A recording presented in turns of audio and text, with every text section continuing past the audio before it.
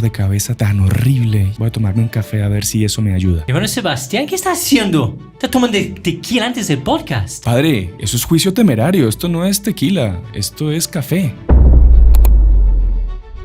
Ahora me toca ese podcast, pero ayer no fui a dormir súper tarde y tuve que pasar por hospital. Es muy tarde. Oiga, padre, ¿y usted qué? ¿Se quedó hasta tarde viendo películas o qué? ¿Viene a grabar el podcast así todo cansado? Mi hermano Sebastián, no juzguéis y no serás juzgado. ¿Será que podemos juzgar a los demás o eso solo le corresponde a Dios? Descúbrelo en el podcast del día de hoy. Salve María, el podcast católico en español de los Heraldos del Evangelio.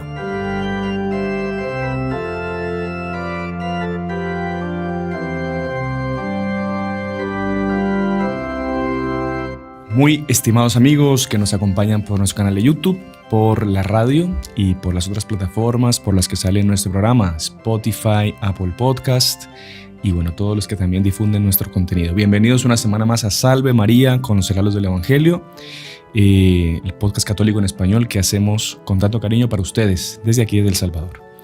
Y el día de hoy vamos a tratar de un tema que nos han pedido muchísimo, la verdad. Mucha gente, seguramente el padre Ryan le habrá pasado también, capaz en confesiones, no estoy diciendo que revele el secreto de confesiones, no, evidentemente, pero capaz mucha gente le ha llegado a decir, padre, juzgué, me confieso de que juzgué. ¿Y quién soy yo para juzgar a alguien?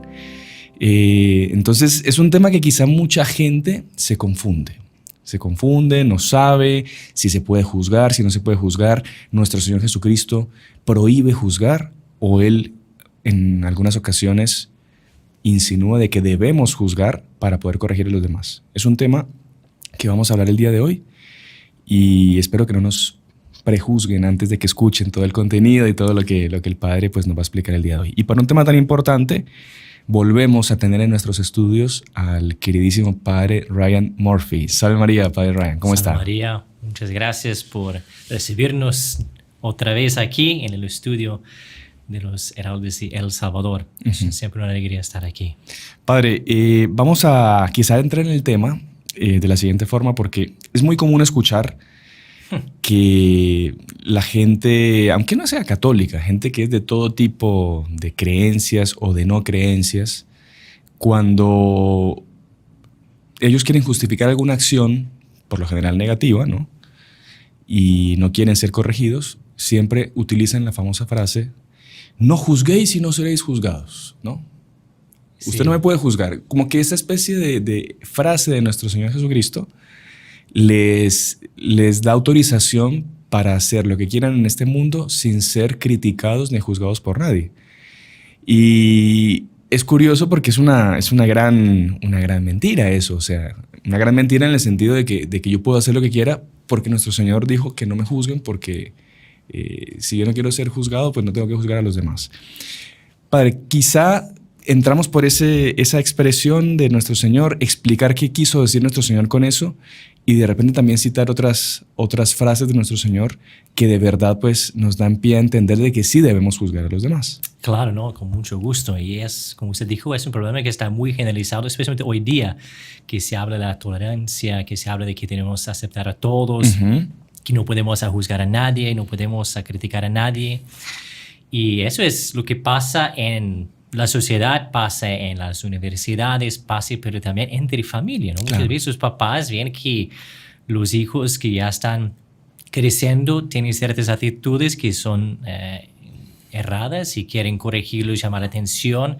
Y ya vienen, ¿no? Los papás que siempre llevaron a ellos para la misa en los domingos, los papás que siempre en una formación católica, ahora ellos, los hijos, vienen con la citación bíblica de que, ¿pero qué es eso? No es solo decir que no es para mí juzgar. Y para aquellos que no saben, de hecho, el contexto de esa frase, etcétera, quedan como que, bueno, es verdad. Irrefutable, entonces, digamos. Exactamente. Entonces, mejor me quede callado porque, de hecho, nuestro Señor dijo eso. Pero obviamente debemos entender el contexto, debemos entender por qué nuestro Señor dijo eso y si, de hecho, podemos o no podemos juzgar y cuáles son los criterios, si podemos, cuáles son los criterios para juzgar correctamente. Yo creo que en primer lugar es interesante como que decir por qué la gente, ¿no? siempre sale con esa frase. Usted mencionó que gente dice que son católicos, gente que son contra la iglesia. Claro. Pero esa frase ellos defienden con todo. Sí. Que no es verdad que Dios dijo eso, que Jesús dijo eso. ¿Y por qué es eso? Por algo que se llama el relativismo. Claro. Relativismo es cuando no existe una verdad, que todo es según los criterios de la persona. Claro. Entonces, así como yo puedo tener una preferencia para helado de sabor vainilla o chocolate, también para mí tal cosa que la iglesia enseña es errada, pero para mí está bien. Claro, entonces la persona no lleva su vida, no vive su vida de acuerdo a los mandamientos de la ley de Dios, a los mandamientos de la iglesia, sino a su conveniencia, a su comodidad. Exactamente. Ellos que son la ley. Crea su propia ley. Y eso es lo que predica el mundo de hoy, que no existe una verdad, que cada uno que se va creyendo, o sea, todo es subjetivo, ¿no? Cuando nuestro Señor dice, yo soy el camino, la verdad y la vida. O sea, Él está diciendo, es esa frase que no creo que ellos salen. ¿Sabe qué, padre? Ahora que usted menciona eso de esa frase que la usan tanto, la gente sobre todo que la quiere usar negativamente, no voy a mencionar el nombre acá, pero me acuerdo que había un tipo famoso, una especie de estrella famosa, que el tipo se tatuó esa frase. No juzguéis y no seréis juzgados. Sí. Solo Dios puede juzgarme. Only God can judge me, decía. Entonces, claro, y la gente decía, qué interesante nada. El tipo lo que está es justificando su vida de pecado, su vida de escándalo, su vida, en el fondo diciendo, amparándose, escudándose en esa frase de nuestro Señor mal utilizada. En el fondo es eso, el relativismo es eso, que usted no puede juzgar a mí, ¿no? Como que todo se está envuelto en aquella persona. No puede juzgar a mi pecado lo que es, porque solo Dios que puede me juzgar. Pero solo que es curioso que aquellos que dicen eso están se contradiciendo. Claro. Porque al decir no me juzga, usted está juzgando, o sea, yo estoy juzgando a usted por estar juzgando a mí. Claro. Sí. Como que ese relativismo se contradice a sí mismo. Porque ellos condenan a la persona, el otro, por estar juzgando a ellos, pero ellos están juzgando a aquellas personas. ¿Qué están juzgando? Entonces, exactamente, como que los otros están prohibidos, pero yo puedo juzgar. Es como la famosa frase de la Sorbonne, está prohibido prohibir. Exactamente. Entonces, si está prohibido prohibir, no me prohíba a mí prohibirlo. O sea, son contradicciones, los eslogans del mundo moderno que son completamente... Pero es eso, el Papa Benedicto XVI hablaba mucho sobre eso, de que ese relativismo moral es en sí su propia religión. Entonces ellos que dicen debemos tolerar a todos, pero en el fondo esa tolerancia a todos es ser intolerante con todo lo que es verdad. Claro. Ser intolerante con lo que es católico en el fondo. Católico, lo que es que predicó a nuestro Señor, lo que son las enseñanzas de la iglesia. Pero obviamente el contexto en que nuestro Señor habló eso, porque encontramos en Mateo 7:5 que en el capítulo 7 que decía eso, ¿no? No juzguéis y no serás juzgados, pero no con la intención de que nosotros no podemos corregir a los otros, no podemos juzgar a los otros, los defectos de los otros, porque luego enseguida nuestra Señora dice en el pasaje 5, Mateo, capítulo 7, pasaje 5, dice, saca primero la viga de tu ojo, entonces verás con claridad para sacar la paja del ojo de tu hermano. Claro. O sea, nosotros estamos diciendo que tenemos la obligación de sacar la paja que está en el hermano del otro, o sea, corregir, y para corregir al otro necesitamos juzgar sus acciones, sus actitudes, pero obviamente con los criterios de que nosotros sacamos primero la viga que está en nuestro ojo. Claro. Hay otros, usted pidió algunas otras frases bíblicas también. Ese Señor, Él que dio la forma correcta de cómo debemos juzgar a los otros, porque Él dice aquí en el San Juan, el capítulo 7, pasaje 24, dice, no juzguéis por las apariencias, sino juzgad con juicio recto. O sea, que debemos juzgar con juicio recto. Después, en otras ocasiones, Él decía para sus discípulos, es que decía, solo Dios puede juzgar, pero nuestro Señor mismo decía para sus discípulos que era para si un hermano pecar contra ti, decía, ve y corrígelo en privado. Para corregir su hermano, él necesita juzgar sus acciones, que vamos a entrar más específicamente juzgarlo, eso. como decía en la frase anterior, con un juicio recto que es de acuerdo a la moral, a la ley de la iglesia. O sea, eso es la base para nuestro juicio a los demás.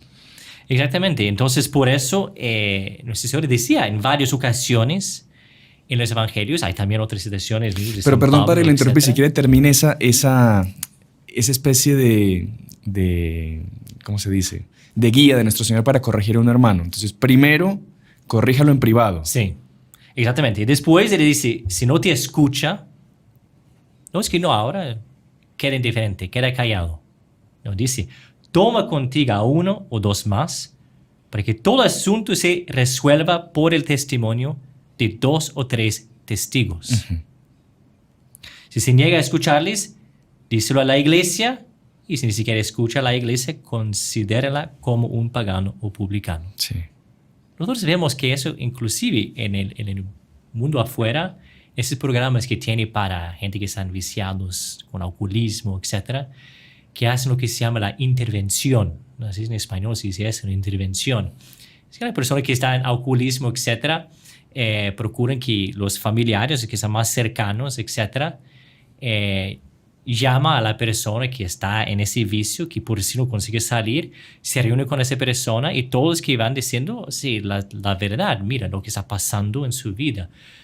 Usted está en la noche, sale para quedar embriagado y ahí sus hijos nunca ven a sus papás, etc. Y la mamá va a decir, mi hijo, usted que, no sé, siempre cuando estaba niño tenía mucho afecto por mí, etc. Y creciendo y mire, ahora está agresivo, no era así antes, eso a partir de cuando empezaba a tomar alcohol, etc.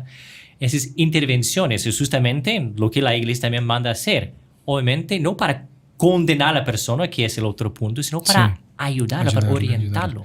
Entonces le hacen como una especie de lo que sería en la vida religiosa una santa franqueza, ¿no? Que eso es interesante contarlo. Cuando en una comunidad religiosa, por lo menos en los heraldos, el superior ve que hay algunos puntos para corregir o que hay algún hermano que no está yendo pues de la forma como debe ir, siguiendo las normas, la regla, él a veces reúne a la comunidad y hace lo que se llama una santa franqueza. Hacen una oración, invocan al Espíritu Santo y el superior primero hace una corrección y después pide que todos opinen al respecto de un tema que vean que está fallando en la vida comunitaria. Y entra una gracia en eso, porque claro, se hace con el deseo de corregir, con el deseo de que el otro mejore, que la comunidad mejore. No se hace con una especie de resentimiento o con un deseo de venganza, porque ahí no sería un juicio recto, sería un juicio a mi conveniencia, a mis comodidades y con la idea de aplastar al otro. No, siempre que corregimos a alguien tiene que ser con esa idea de hacerle bien, de corregirlo.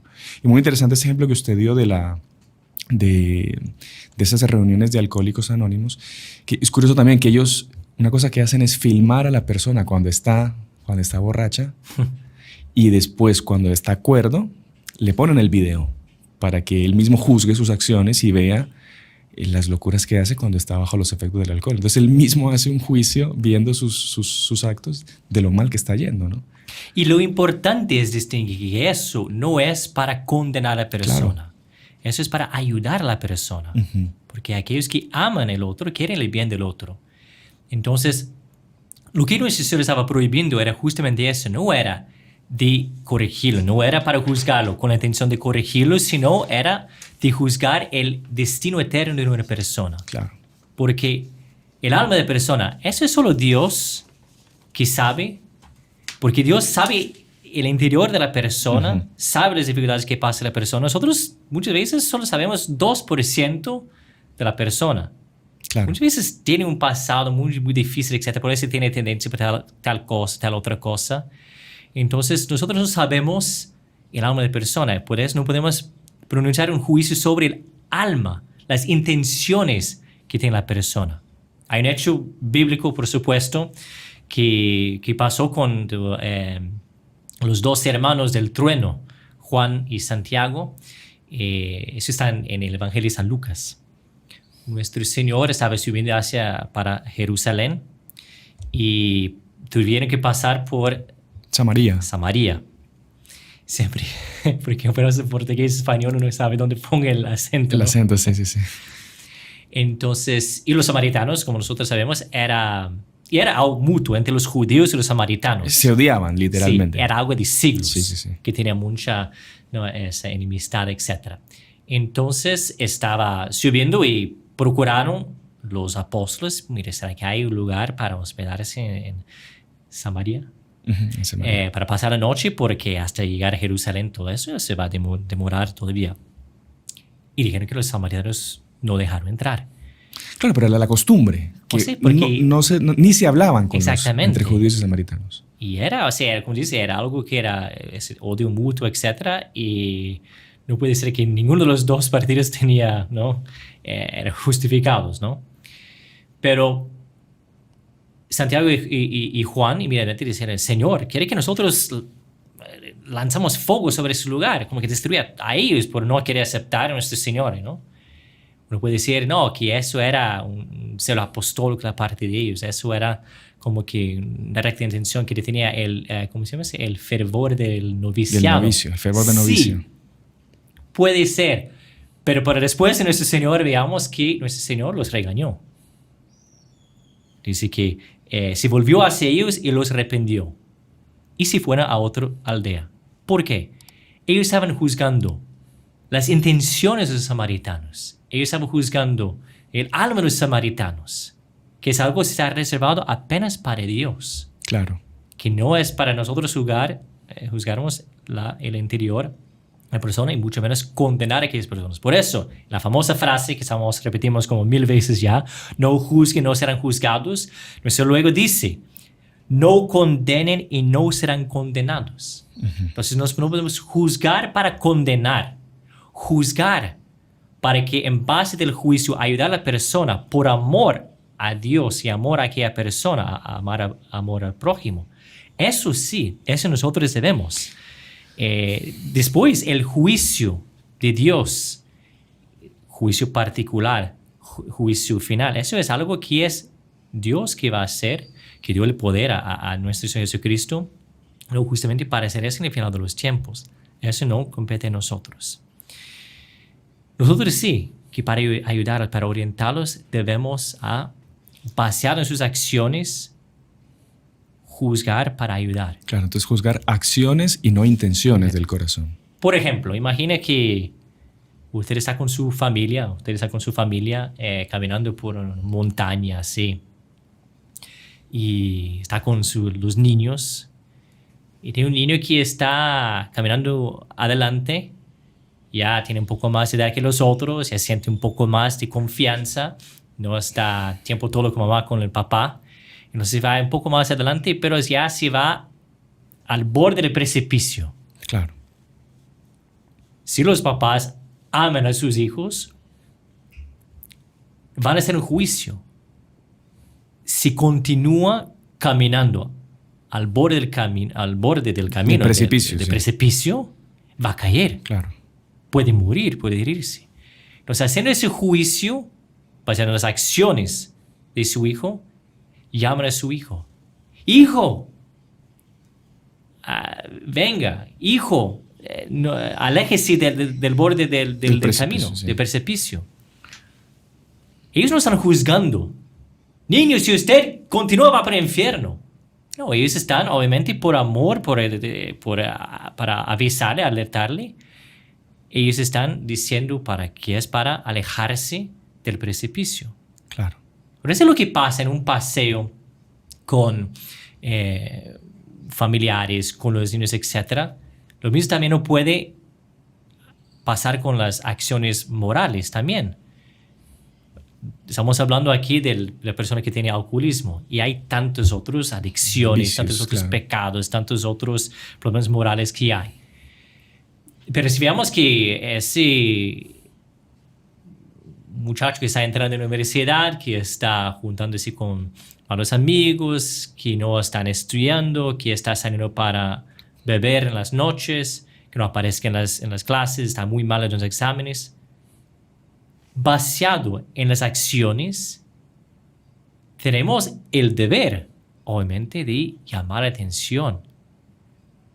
para orientarlo. Mira, usted está ya varios días que falta clase, ya está llegando a los exámenes.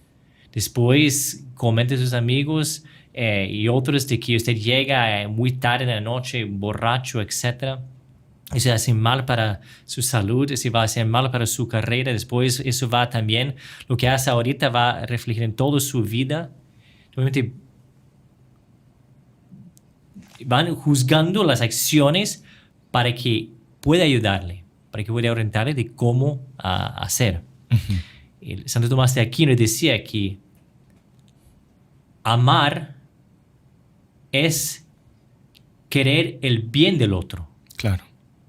Entonces, amar no significa que nosotros vamos delante de las decisiones del otro y quedamos callados. ¿No? Que una vez que yo amo a él, yo no voy a decir nada. No voy a llevar la contraria en nada, porque lo amo. Exactamente. No, si somos amigos, usted me tolera y yo voy a tolerar a usted. Claro. Amar es justamente eso, decir las verdades difíciles cuando ¿no? Sería más fácil quedarse tolerante, indiferente o callado. Uh-huh. Pero para decir la verdad, llamar la atención, es mucho más difícil. Uh-huh. Es más cómodo quedar callado. Claro, entonces, en resumen, padre, yo puedo juzgar las acciones de la persona, pero nunca puedo juzgar su alma, porque su alma, juzgarle le corresponde completamente y exclusivamente a Dios. Ahora, padre, yo le voy a hacer una pregunta. Si, digamos, en el caso de una persona que, bueno, sí, usted más o menos comentó que está con algunos vicios, pero una persona que está cometiendo pecados públicamente, abiertamente, una persona que si sigue por ese rumbo se va a ir al infierno. Claro, yo no es que le esté condenando al infierno ni que esté juzgando su alma, pero yo lo que le podría decir es, mire, usted si sigue llevando esa vida así, esa vida, no sé, de lujuria, esa vida de adulterio, esa vida de, en fin, de tantos otros vicios, usted va a perder su alma y se va a ir al infierno. Claro. Yo no es que esté juzgando el alma de él, pero yo le estoy advirtiendo y le estoy diciendo las consecuencias que él puede tener. Exactamente. Es como ese ejemplo del niño que está al borde del precipicio, de que viendo las consecuencias, sí. Si continúa en el camino, va a caer en el abismo, entonces la misma cosa. Uh-huh. Obviamente.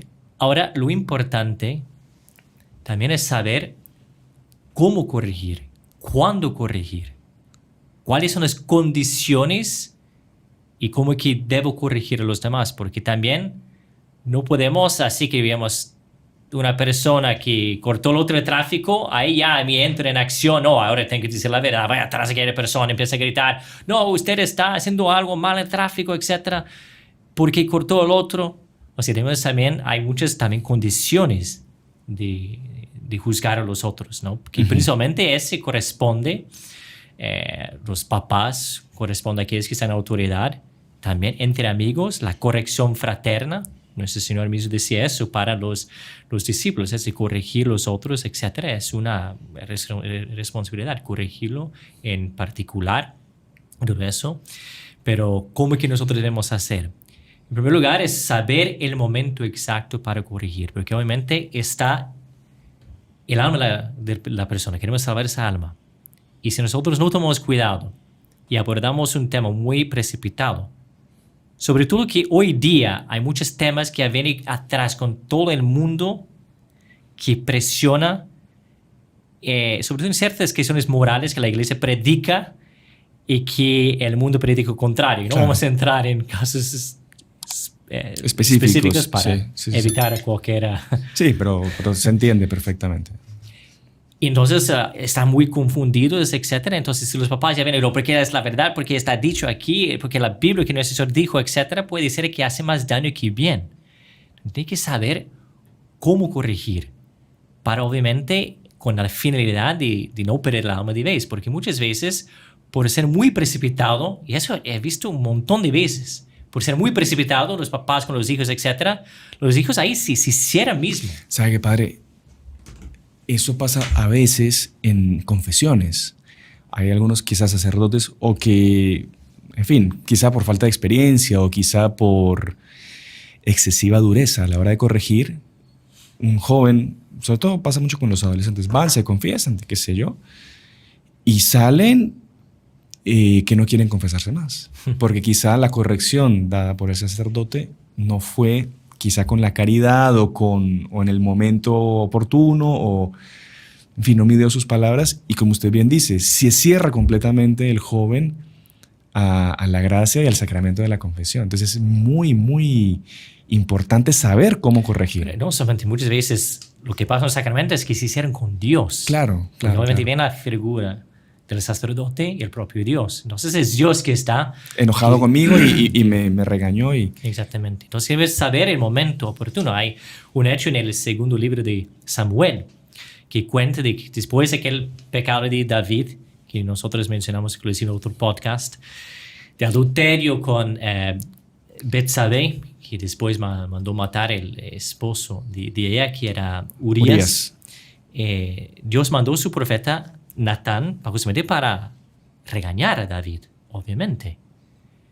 Pero interesante que el profeta Natán no fue a David y ya con rayos en la mano y empezaba así a gritos con David. De que, ¿qué es eso? Homicidio, ¿qué es eso? Usted es adúltero, no sé cuánto. Empezaba con una historia. Claro. Ese es sapiencial porque empieza con una parábola prácticamente. Decía, mira, quiero que usted juzgue un caso así. Había un señor rico que tenía muchas ovejas, muchas vacas, etc. Había otro, su vecino, que tenía apenas una oveja. Que cuidaba esa oveja, dormía con esa oveja, cuidaba así como si fuera su propia hija. Bueno, el vecino rico iba a recibir un amigo, una visita. Entonces, mandó preparar un banquete, pero en lugar de sacrificar uno de sus animales, decía, no, mate la ovejita, la única ovejita que tiene el vecino pobre. Entonces él agarró, y exactamente Natán contó con tanta emoción, etc. Y David, con los ojos así, ya empieza indignado. No, ¿qué es eso? Pero qué miserable ese hombre que sacó la única oveja, y dice otra. Y David, que sabe, ese hombre tiene que ser condenado. Ese hombre, ahí David quedó furioso. Y Natán dice, ese hombre es tú. Claro. Y como que David cayó en sí de que, mira, lo que él estaba acusando a ese otro, es en esa parábola, en esa historia ficticio, es justamente lo que él hizo en la verdad, tomando la esposa de uno de sus generales y después matando a su propio general, etc. Entonces es una forma sapiencial que Dios utilizó en mandar a su profeta para corregir, porque imagínese si el profeta fuese con todo. Llaman que está condenado a David porque hizo eso en cuanto. Puede ser que David en ese momento se desespera. Claro. Y no estaría entre los justos. Claro, Hoy día, si no, sería un condenado. Pero porque el profeta Natán, por inspiración divina, supo el momento y cómo abordar ese asunto con él. Entonces también con nosotros, si tenemos que corregir los hijos, si tenemos que decir las verdades, saber el momento oportuno justamente para eso. Interesante, me hizo recordar que el doctor Tulio contaba mucho cómo él era corregido por doña Lucilia, ¿no? Cuando él era niño que hacía sus travesuras, dice que doña Lucilia nunca lo corregía en el mismo momento que él hacía la travesura, sino que ella dejaba pasar un tiempo, después lo mandaba a llamar a su cuarto y el doctor Tulio sabía que cuando lo mandaban a llamar así era porque se venía un regaño, una corrección. Pero él decía que su madre primero le preguntaba por qué había hecho tal travesura. Ahí claro, el niño siempre quiere dar sus explicaciones y esto. Y después doña Lucilia... Es interesantísimo que muchas veces ya a la persona cero como un relato que pasó se da cuenta de su culpa. Sí, exactamente. Y ahí doña Lucilia le iba explicando con mucha paciencia, con mucha dulzura, con mucha firmeza, con mucho amor y con mucha lógica, por qué lo que él había hecho estaba mal y por qué no debería volver a hacerlo. Entonces, claro, el niño entendía perfectamente que él había, primero que todo, ofendido a Dios, después había ofendido a su madre, la confianza que su madre le había dicho, y que él tenía que reparar esa falta que había cometido.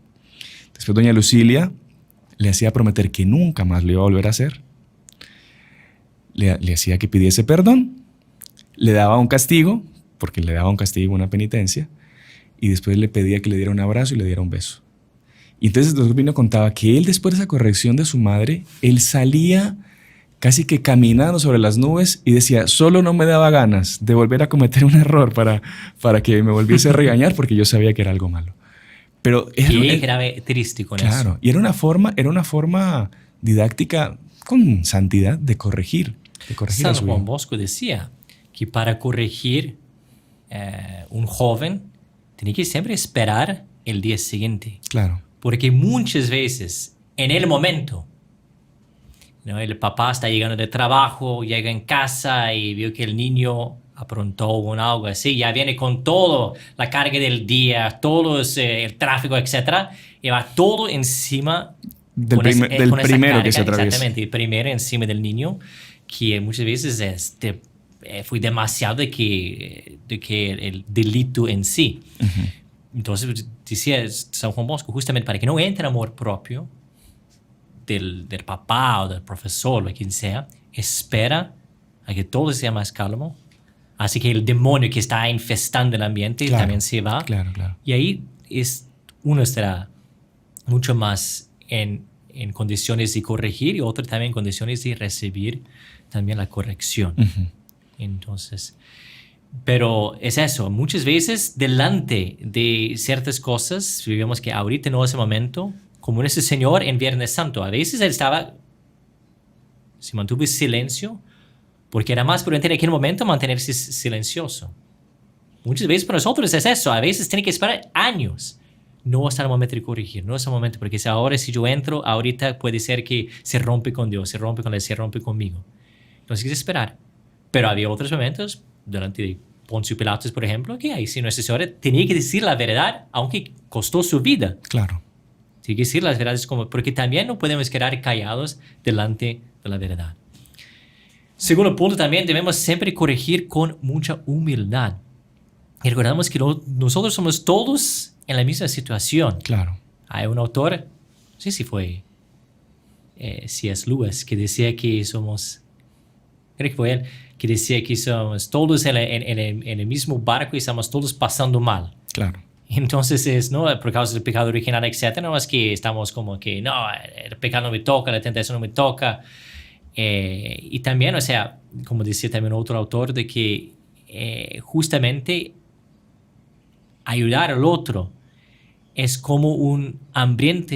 Un hambriento. Un hambriento, ¿no? Mostrando al otro dónde se puede conseguir pan. O sea, estamos todos en la misma situación. Todos necesitamos ser corregidos. Todos nosotros necesitamos que otros también con ojos buenos nos juzgan para el bien de nosotros. Entonces, no es que estamos queriendo mostrar que somos moralmente superiores a los otros porque estamos corrigiéndolos. Uh-huh. Y después, obviamente, seguir lo que dijo nuestro Señor. Que antes que saca la paja del ojo de su hermano, de su prójimo, que saca la viga que está en su ojo también. Entonces, siempre es eso, que nosotros debemos tener mucho cuidado para que no seamos hipócritas. Claro. De que regañamos a los otros por errores que yo también cometo y mucho peores incluso a veces. Exactamente. Entonces, y también recordamos que una de las obras de la misericordia espiritual es corregir al que se equivoca. Exactamente. En el fondo se podría aplicar acá, el que se equivoca es el que comete pecado, ¿no? O sea, es una obra de misericordia espiritual hacer eso. Claro. Santiago decía en su carta, el capítulo 5, el versículo 20, sepa que quien haga volver al pecador del error de su camino, salvará su alma de la muerte y cubrirá multitud de pecados. Muy interesante, muy bonito. Entonces, veamos que eso es por un lado el deber que nosotros tenemos para juzgar a los otros de forma correcta y cómo también corregir. Existe también, estamos hablando en el camino, cómo también revisar ciertas formas de juicio que son malas, juicio temerario. Claro. ¿No? O juicios anticipados. Muchas veces eso. Entramos en una sala y ve que la luz está prendida y ya salimos y acusamos a primeras personas. ¿Por qué usted no apagó la luz? No fue dicho 1000 veces que tiene que apagar. Cuando sale a la sala hay que apagar la luz. Y ni siquiera fue aquella persona. Fue uno mismo que salió para buscar un vaso de agua y olvidé, no sé cuánto entré y vi la luz estaba prendida. Entonces, muchas veces eso, son juicios anticipados. Claro que en el fondo también, o sea, son anticipados, pero en el fondo también hace falta mucha, como comentaba antes usted, humildad, mucha paciencia, mucho saber en qué momento corregir. Entonces, es una consecuencia, se podría decir que los juicios temerarios o los juicios anticipados es consecuencia de no practicar todo lo otro que usted ya explicó.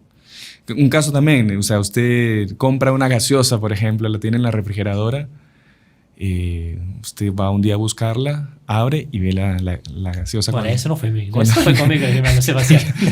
Pero yo sí he visto que ha pasado eso. Y entonces el encargado de la cocina ya empieza, no, seguramente fue el señor fulano que siempre se toma la gaseosa. Son problemas de la vida comunitaria. Siempre se toma la gaseosa en las tardes, claro. Y el otro pobre hombre capaz estaba afuera haciendo una misión, una visita con la Virgen, y el tipo ya lo condenaron públicamente. O sea, eso es un juicio temerario. Sí, es un juicio temerario, exactamente. Entonces hay que tener mucho cuidado. Y esos son juicios inclusive hasta, ¿no? Claro, leves, digamos. Hay otros que son mucho más que puede con eso, juicio temerario, la persona pierde su trabajo. Claro. Puede tener, ¿no?, problemas familiares justamente por causa de un juicio temerario. Y una vez dada, ¿no?, pronunciado una palabra, no se puede volver atrás. Sí. Una vez una persona fue a confesarse con, creo que fue Santa Cura de Ars, y que justamente estaba hablando de criticar a los otros y de juicio temerario y de la calumnia, criticar y todo eso. Y Santa Cura de Ars decía, por su penitencia lleva una gallina para el torre de la campanario de la iglesia. Cuando llega arriba, Desplúmela, ¿no? Va sacando todas las... Y después baja y va recogiendo todas las plumas. A ver si es posible hacer eso. Claro. Es imposible. El viento llevó las plumas para todas esas partes. ¿Cómo que va a hacer eso? Entonces, así también. Si nosotros, por juicio temerario, por palabras, decimos... cosas, claro. Exactamente, difamación. Y ahí entran ya otros pecados de la lengua, que también es un tema que ya hemos hablado, calumnia, difamación, acabar con la buena fama de los demás, que puede tener eso consecuencias gravísimas, como usted bien decía, destruir familia, acabar con el trabajo de alguna persona, en fin, es complicado y es muy serio, entonces tenemos que tener cuidado con eso, con los juicios temerarios. Entonces, obviamente, ese tipo de juicio, sí, eso es pecado. Que nuestro Señor exactamente quiere decir que no podemos hacer. Así es, padre. Ahora, padre, usted hablaba al inicio del relativismo, ¿no? De la dictadura del relativismo, como bien decía el Papa Benedicto XVI. Podríamos decir que es como que el mayor desafío en los días de hoy, en un mundo tan, entre mil comillas, tolerante, en un mundo en el que la gente puede, en fin, por temor a ser condenado públicamente, a opinar o a defender la verdad como tiene que ser defendida. Se podría decir que como católicos nuestro reto, nuestro desafío en los días de hoy es vencer ese relativismo sin importar las consecuencias que pueda tener en nuestra vida, tener esa valentía.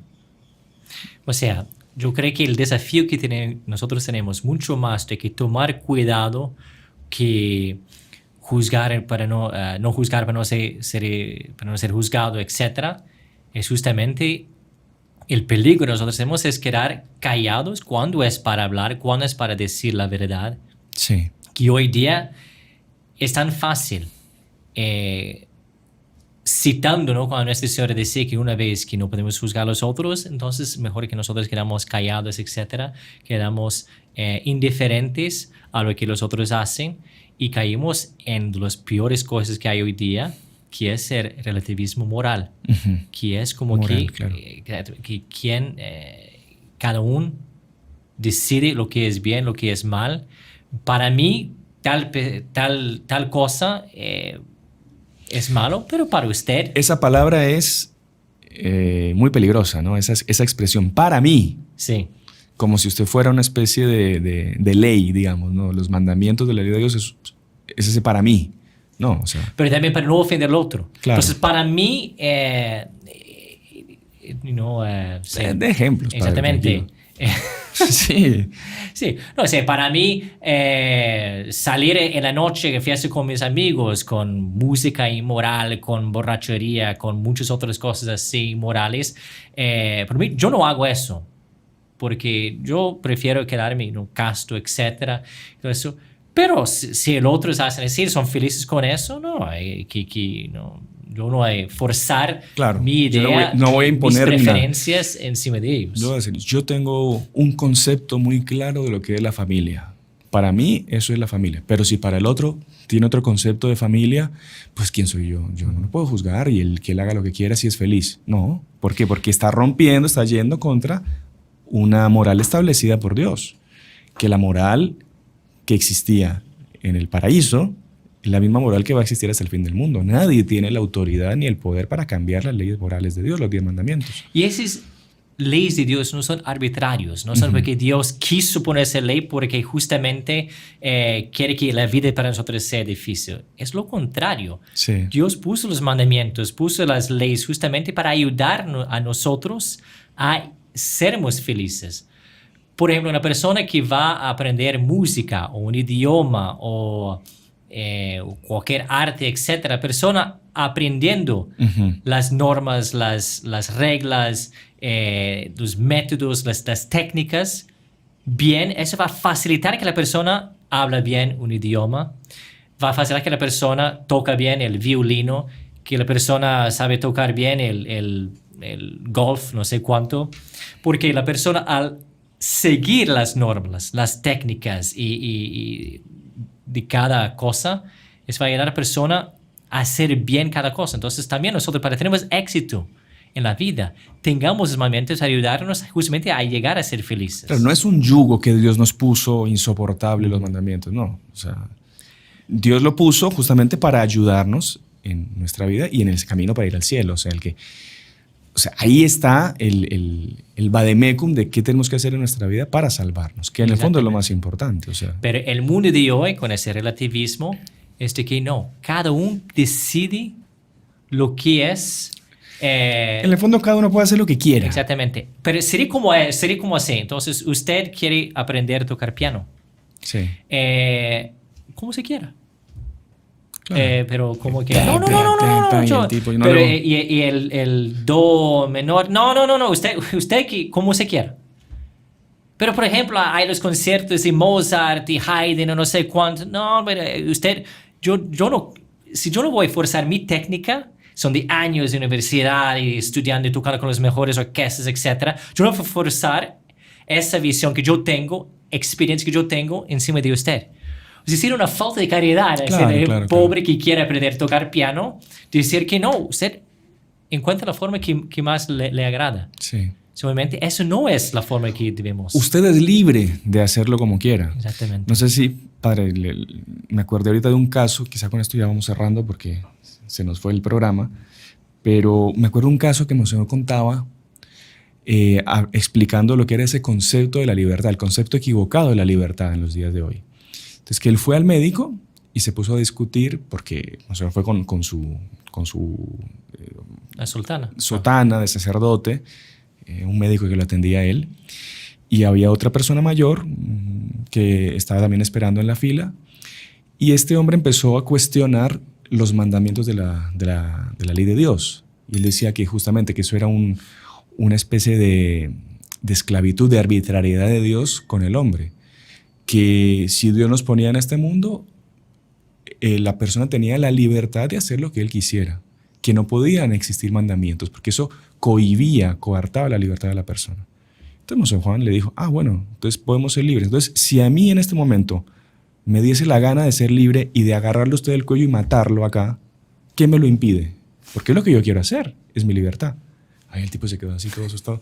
Claro, porque justamente hasta cumplir los mandamientos de la ley de Dios socialmente nos da una estabilidad y una tranquilidad de vida que nos diferencia de los animales de la selva, de que cada uno pues hace lo que sus instintos le mandan o le piden, y lo que nos diferencia de los animales justamente es nuestra alma y nuestra inteligencia y seguir esa ley de Dios que está impresa en nuestra alma.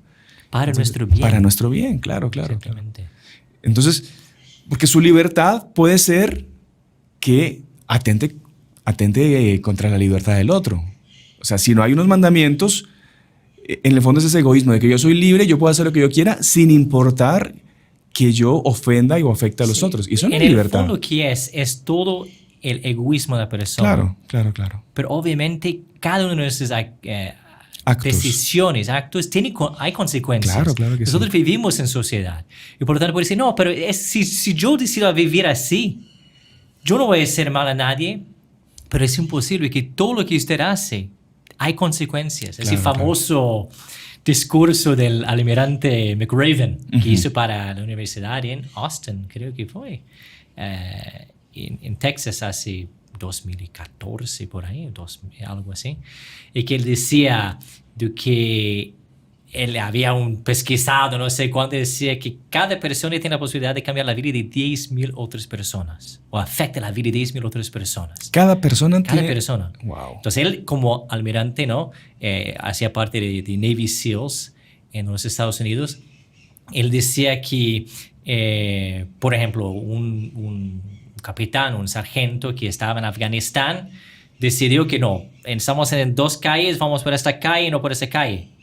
Entonces fue por dirección en otro camino y gracias a Dios no pasó nada, pero si tuviese que pasar por el otro, iba a tener minas y iba a matar no sé cuánto, iba a matar los 20 que estaban con él, pero no apenas iba a matar los 20, sino haría afectar la familia de aquellos 20, que por supuesto con sus otros familiares, etc. Son círculos concéntricos que se van Exactamente. ampliando. Entonces no podemos decir que no, las decisiones que yo hago no hay consecuencias con otros. Eso es imposible, porque todo lo que nosotros hacemos va a influenciar, va a afectar a la vida de los otros. Así es. Entonces eso, o sea, yo creo que es muy importante que tomemos mucha precaución con el juicio de los otros, debemos juzgar a los otros para hacer bien a ellos, pero recordamos que el mayor desafío que tenemos hoy día no es el de juzgar o no juzgar, sino es de quedar con la idea de que de cumplir mal las palabras de nuestro Señor, que no, si yo de hecho amo a los otros, quiero cumplir lo que decía nuestro Señor al respecto de juzgar los otros o no juzgar a los otros, voy a quedar indiferente, voy a quedar callado, y eso no es amar. Claro. Amar es querer el bien del otro, y muchas veces eso consiste en corregir a los otros, y para corregir a los otros tenemos que usar nuestro juicio. Claro que sí. Bueno, padre, yo creo que ya valió la pena el programa de hoy. Ya no hicimos pausa al medio, así que fue de un solo. Y muy agradecido pues por su tiempo, por preparar el tema también como siempre lo hace, con el esquema, todo muy ordenado. Nos ayuda mucho. Sí, espero que fue también de interés de los que estaban y que logramos de alguna forma, porque es un tema muy vasto. Sí, exactamente. Es un tema muy vasto, pero todo el mundo está, digamos, tocado por este tema. A todo el mundo le afecta y todo el mundo quiere aprender, quiere entender bien de qué se trata esto de juzgar o no juzgar, y quizá a veces uno escucha cosas que confunden más, que no son correctas, y es bueno pues en la medida de lo posible aclarar. Claro. Esperemos que hayamos aclarado y no oscurecido. Pero bueno, padre, si quiere denos la bendición para terminar, claro, y nos vemos en un próximo programa, si Dios quiere. Si Dios quiere. Claro que sí. Bueno, el Señor esté con ustedes. Y con tu espíritu. La bendición de Dios Todopoderoso, Padre, Hijo y Espíritu Santo, desciende sobre ustedes y permanezca para siempre. Amén. Salve María. Salve María.